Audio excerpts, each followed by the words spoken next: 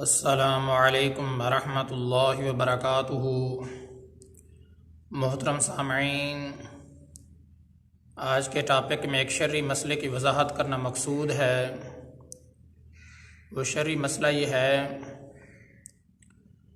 نبی علیہ الصلاۃ والسلام نے فرمایا ہے جو بھی انسان اس دنیا سے چلا جائے گا، مر جائے گا تو اس کو افسوس ضرور ہوگا،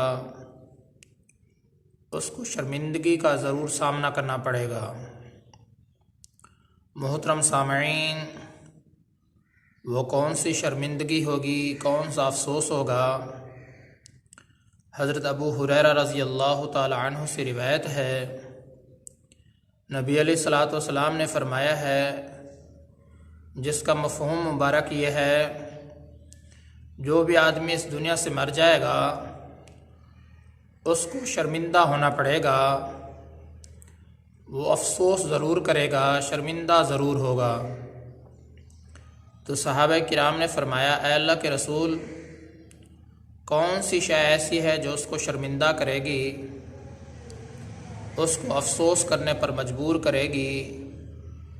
اس کی شرمندگی کا باعث آخر ایسی کون سی چیز ہوگی؟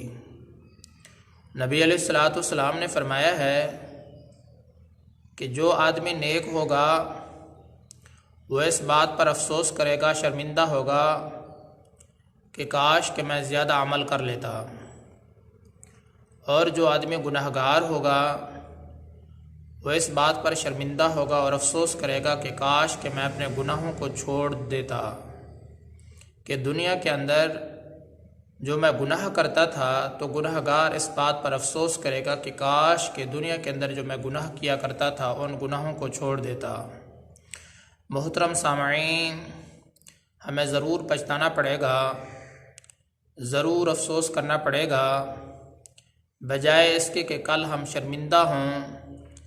اگر ہم نیک عمل کر رہے ہیں اللہ تبارک و تعالیٰ کی توفیق سے تو نیک اعمال کو بڑھا دیں، اگر ہم گناہ کر رہے ہیں تو اللہ تبارک و تعالیٰ کے حضور سچی توبہ کر کے نیک انسان بن جائیں، وگرنہ ہمیں کل کو پچھتانا پڑے گا۔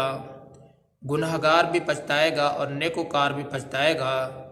اس لیے جو لوگ نیکیاں کر رہے ہیں تو ان کو زیادہ سے زیادہ نیکیاں کرنی چاہیے، جو لوگ گناہ کر رہے ہیں تو ان کو گناہوں سے باز رہنا چاہیے، اللہ تبارک و تعالیٰ کے حضور ان کو سچی توبہ کرنی چاہیے۔